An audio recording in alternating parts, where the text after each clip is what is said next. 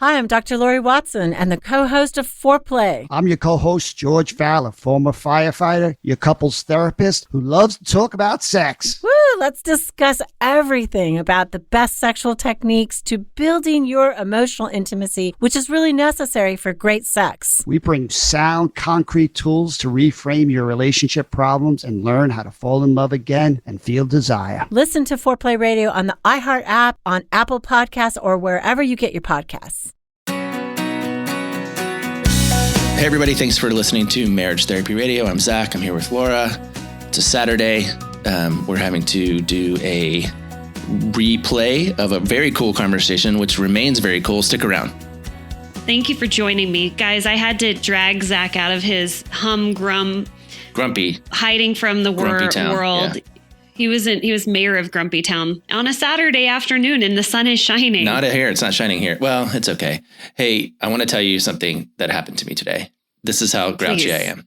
Okay. I so badly did not want to get out of bed this morning. Like I couldn't do it. So I'm lying in bed and I have this like night mask that I wear. So I can't tell whether it's light outside or not. Yeah. No, I know the ladies that wear those. Yeah. And I refused to take it off and look at the clock and figure out what time it was. And so, you know that thing in the morning where you dream for like, I don't know, 20 minutes or so, and then you kind of wake up and maybe you roll over and go back to bed and then you dream some more. Yeah. This is what was happening in my dream. I remember that from 6 years ago before I had a child. Yeah. I remember those days. Okay. So I'm having these dreams and they're like little mini movies, almost like I'm watching them on YouTube or something. Uh-huh. And in my brain, whatever part of my conscious brain or my rebellious brain or my depressed brain kept looking at the bottom of the screen for the timer, like the numbers that tell you how long you've been watching this so that somehow I could figure out what time it was without opening my eyes. I know for a fact that's what I was doing. I was like, what time is it? What day is it? What is happening right now? Also, I have a bone to pick with all the people. Can I talk about something for a second? Yeah, please. I think you have the room. You have the microphone. Literally, go for it. You know these things where like you did it to me, right? You're like, hey, share a recipe and then send that recipe to this other person. And you're going to get chain emails. You're going to get 36 recipes. Do you know how many I got, by the way? I know you got one. 2. I got You got two. 2? Yeah. I got 2. Yeah. 2 recipes. I got 0. And I don't understand. Why can't you just send a recipe? Jeez, it's not like I'm just send the GD recipe already. The one before that was, because I'm eating the same stuff all the time and I could use some recipes. Thank you very much. And just hang out with me because I've been the recipe master. Okay, I will send you all the one things. Before that was poems, right? Like, why can't you send somebody an uplifting poem or a verse or a song lyric or something? Like, how hard is it just to cut and paste? And the one before that, and listen to this. The one before that was children's books, like literally ship a children's book to someone and to a child. Yeah. And then your kid is going to get like 36 books or something. So I did this. I shipped a book and then I contacted like 6 of my friends. And I said, hey, if I send you this chain email, will you participate and send a book to somebody? And they were like, yes, I totally will. And you want to know what happened? Mm-hmm. Nobody. They did it. Nothing. They did it? They did not. Even though you got the verbal, they're not your friends. By the way, I was not contacted as part of your friend list. I'm just saying, like, how hard is it just to be like, I'm going to do something? Because I solved a Rubik's Cube today. Like, I learned how to solve a Rubik's Cube today. I spent 2 hours in front of YouTube with a toy. It's not actually a toy. It's a piece of art. Tool. Yeah. Yeah. And you can't send a poem or a recipe. Get over yourself, people. Wow. Well, first of all, I don't know why people are sending Zach Brittle of all people these chain emails in the first place. But I'm faithful. But you are faithful. And however, you are certainly the last person that I sent my chain email to because I'm like, he's never going to do this. Yeah. And it turns out you were the only one who did. Yeah. And it was a pretty cool recipe. What does that say about you? It was. Which one did you send me? You sent me applesauce meatloaf. Yeah, meatloaf. With applesauce. I haven't tried it yet. Meatloaf with applesauce in it. I'll do it. I have a lot of. Do you know what the secret ingredient to any beef is? How do you say this word? It's Worcester. It's Worcestershire sauce. Worcestershire. Worcester. My husband said, I think it's pronounced Worcester. And I was like, oh, is No, it? That's where that's the airport right outside of Greenwich, Westchester. I say Worcestershire, but that's the secret ingredient. The other day we got into a battle about this word, coupon. Oh, you and I did. Yeah. It's coupon. It's coupon. Coupon. No, it's coupon. You said it's coupon. Yeah, you said coupon. There is no Q in that. It's coupon. It's coupon. It's definitely not coupon. Do you know how I spell ketchup? I spell it KATSUP. Oh, that's. Do you want to know why? Completely catsup. Wrong. I know.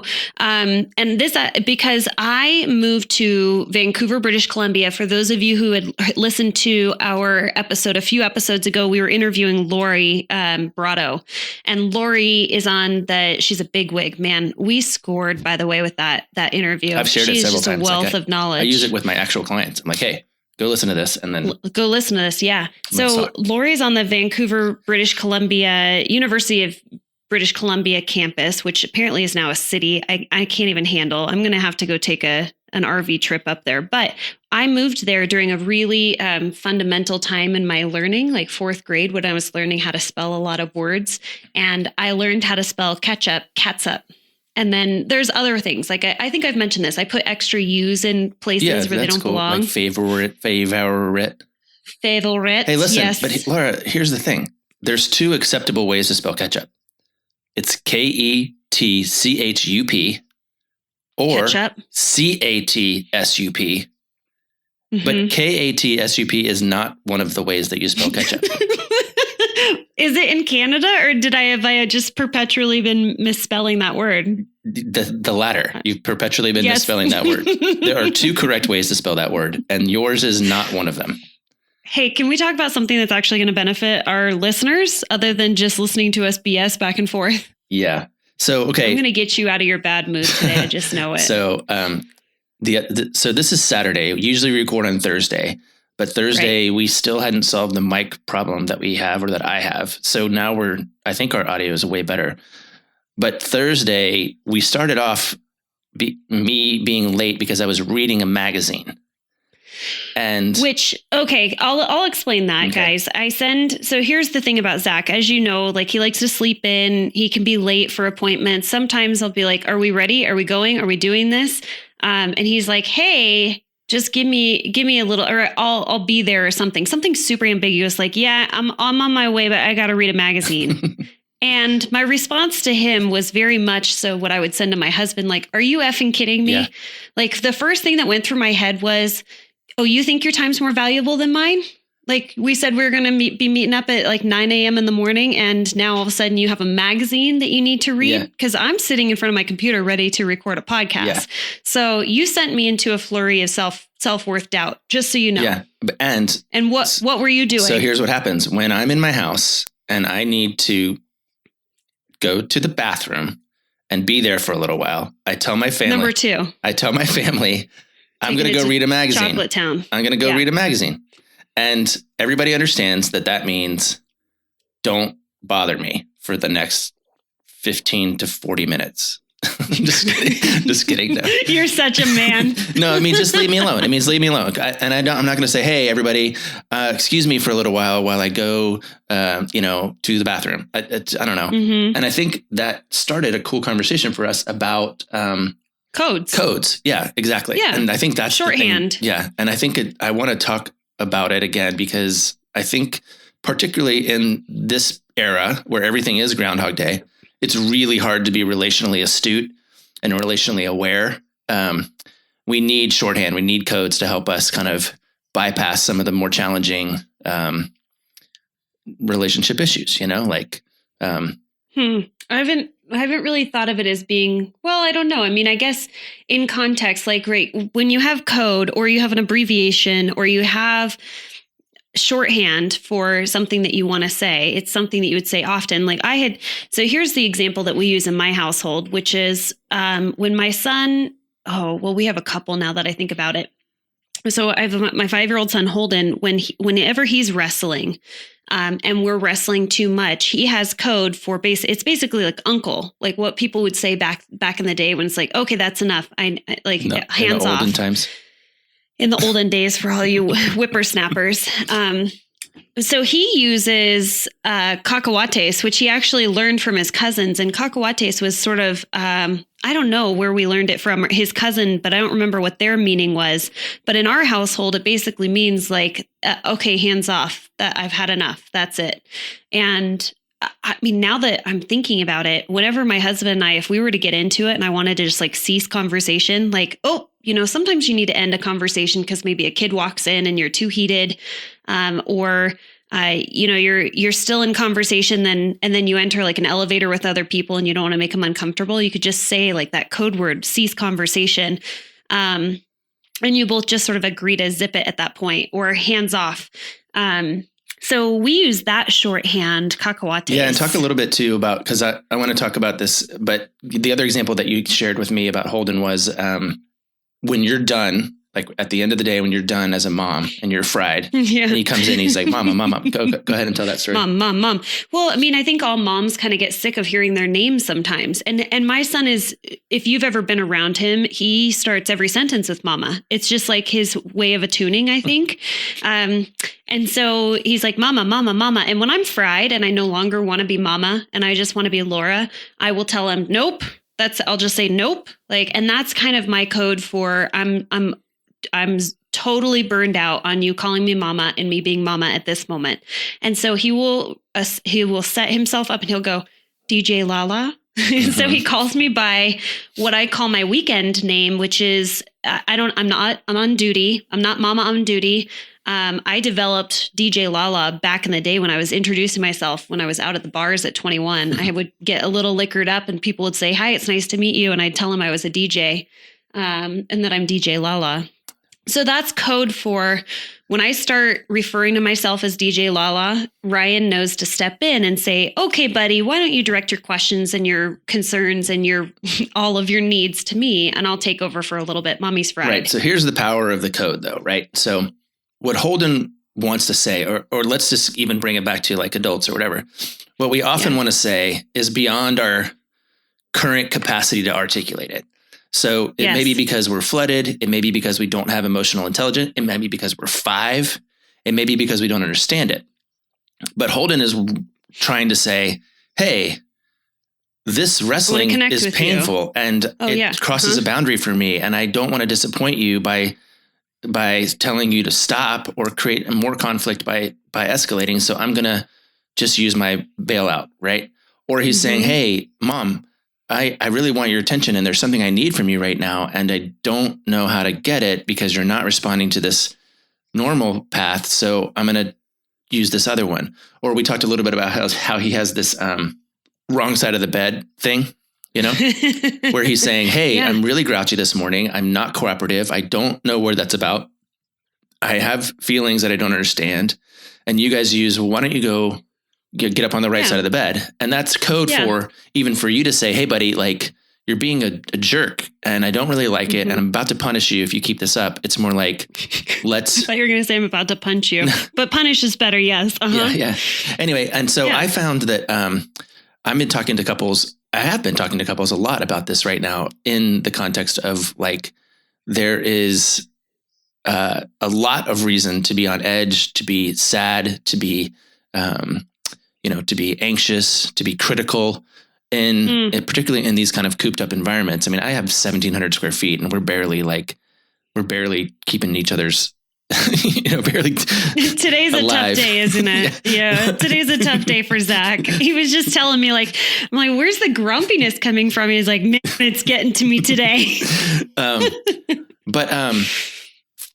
But yeah, I think codes are really helpful. What was the one that we were talking about? I think I've told this story several times, but I had this one couple and they were the best at it. They've done better than anyone, which is they were these, they were like late 20s. He was this sorority bro kind of guy. And she was that's fraternity frat bro. Yeah. Sorority girl, whatever. They were just like these, and they drank a lot and they would like get into it, like, cause he would stand next to somebody for 15 seconds too long, or she wouldn't, make eye contact, and they would go off. They would just go off on each other. They were big football fans. They had met at a Super Bowl party, and they went to like Husky tailgates all the time, and they watched Seahawks together. And they came in one day, and their goal, their thing, which they weren't able to do because they were immature and drunk, was to figure out how to de-escalate. And they, one afternoon, made for themselves these little yellow penalty flags that they just stashed all the way around their house. And their covenant that they made with one another was, if at any point either one of us throws this flag, we stop, we de-escalate. And that was their code, right? Because they didn't have the ability to say, hey, this is out of hand. I've lost control of my temper. I feel like you're dangerous. Neither one of us is in our best minds, so how can we, they skipped that part, right? They just encoded the part where they let each other off the hook. And then they could do whatever they want. They could keep drinking or go to sleep or drink water or go for a walk or something. But the first step for them was figuring out how to quickly get to the de-escalation without needing to do it through a conversation. Yeah. I was just thinking about all of these different ways where we do use code. And code could be, I live in the world of showing up as an extrovert in a lot of ways. But then when I get tapped out, I need to be able to communicate to my husband, oh, you know what? I'm so proud of myself for remembering this. I'm going to mention this because I know I'm so excited. So I have a couple, both of them listen to the podcast. And I said, I'm going to use a code phrase. This is so funny. I'm going to use this code phrase on the podcast and you'll know that I'm talking to you. But it actually blends in perfectly because, and I think that they would give me permission to talk about this. She uses the code night night. That's right. They are grinning right now from ear to ear because I'm talking about them and they know it. But she was saying, when I say night night, that is code for there is zero left in me. I am so tapped out. I am done.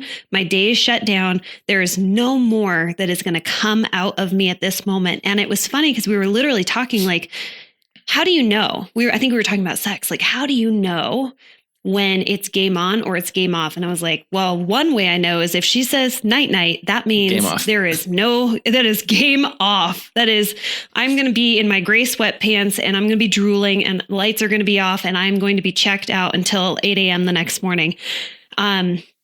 But it's really funny just how meta this got, because I told them I'm going to use the word night night just to, like at some point I'll weave it into the conversation. And then now I've actually ended up being able to talk about it because that's their code. But like if you are out and your partner has a tendency to have that third drink, and the moment they put the third drink to their lips, it's like, you start like kicking them under the table. Maybe you should have some water with that, honey. And I think it would be kind of fun to have for our listeners, just talk about what are the ways one of those? Exactly. That's not going to go well. What are you trying to? Not at all. Yeah, how many is that? But you could definitely say like, oh, I wonder what that tastes like. Can I have a sip? And that's like an invitation like, oh, you're taking my drink away from me right now, aren't you? Okay. Yeah. I tend to get even more obscure, right? I would say, have you guys listened to REO Speedwagon lately? Which might be like, Rebecca goes, okay, yeah, maybe I need to get a glass of water, because no one else is in that. Right. It's just, when I say REO Speedwagon, that means dial it back a notch, or vice versa. Right. I'm not outing Rebecca in any way, but the other thing I think, to your point about, even sex, right? Sex is an easy place where couples come in and they have a hard time trying to figure out like exactly what they want to say, how they want to ask for it, how they want to reject it, how they want to say yes, no. And remember this, I don't know if this is a true story or not, but it feels like an urban legend out of the Gottman Institute somewhere, but where this one couple was like super duper bad at asking each other for sex and super bad at like accepting it. And so they had, on the headboard of their bed, they had a Superman action figure and a Wonder Woman action figure. And if he wanted to have sex, he would go in and he would lay Superman down, just take him and kind of make him horizontal. And that was his asking. Okay. That was his code. Right. And then I'm in the mood. And then she would come in, she might see Superman down, and she would either lay Wonder Woman down. That was her yes. Or she would stand Superman back up. And that would be her no. That was her no. And that was their code that bypassed a lot of the awkwardness and embarrassment or shame that they had. In my brain, they're definitely like like Comic-Con nerds or something. I'm not judging the Comic-Con nerds or whatever, but they're people who maybe don't have a strong sense of confidence. And so they put it into characters. Yeah. And I like that. But again, that saved a lot of hassle for them, you know? Oh, this just reminded me of how I had created calendar invitations on my husband's calendar for having lunch with Bunny. And lunch with Bunny was code for having intercourse with his wife, Laura. And his boss... his boss was able to view his calendar, and he was like, I'm going to go ahead and say that I just want you to know I'm fully aware that you have an ongoing and reoccurring lunch date with something named Bunny. And do I need to like be checking in on you? And should we bring Laura into the loop about that? Because exactly. I'm concerned, and I definitely don't want a PR nightmare at my company. Mm-hmm. Exactly. It was just making sure, like, do you have any receipts that are also corresponding with lunch with Bunny, the Quinta Inn, La Quinta Inn? What is it? Motel 6. We'll leave the light on for you. Oh gosh, I like having code words for each other's body parts. Bunny is certainly a code for me. And then just, so the world can understand.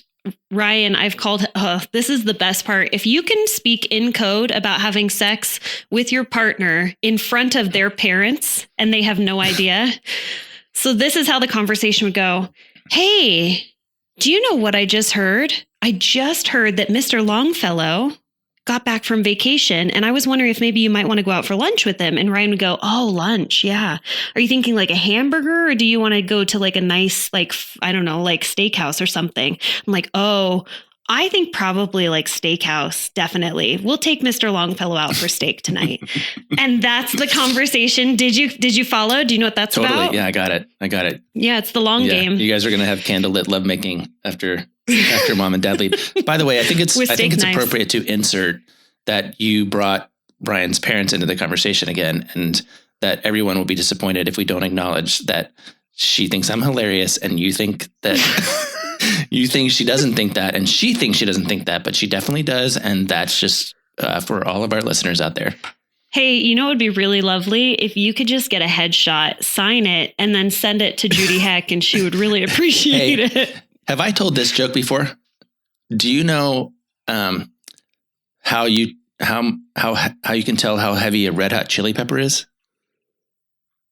How? Give it away now. Okay, literally, lava. Maybe we should end on that. My mind. Okay. I know. So wait, what's valuable about this? This is the main takeaway that I think is important. Code.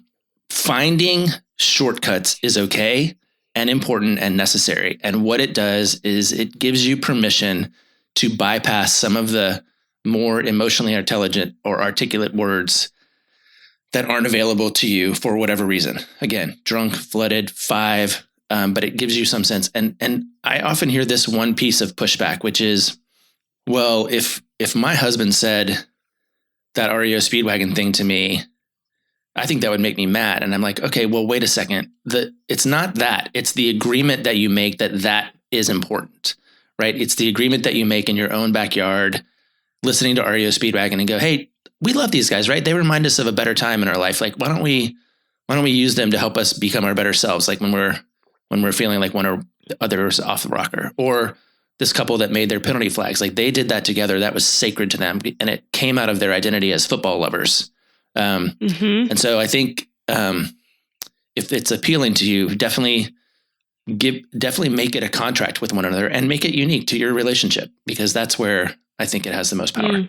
All right. Well, so what you're saying is there was some value in the babble that we just created. I sure hope between Grumpy McGee and Post Saturday.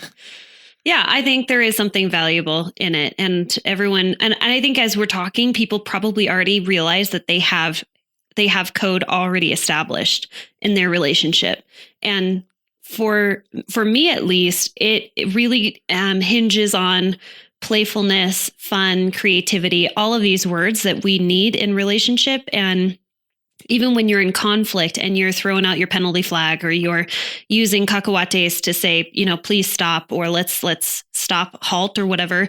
I think it's fun to be able to understand that we are on this journey together. That sounds so cliche, but we've agreed. And that's something that can bring you together in a time where you don't feel like you agree on a whole lot of things, but maybe at least you can agree on that. Yeah. It's the agreement that matters, not the actual code that matters. It's the Totally. agreeing to encode things, because gosh, doesn't it get tired to have the same conversation over and over and over again? Like, yeah. Isn't it cool to find a way to kind of go, okay, let's fast forward this one and skip to the part where we get back to normal.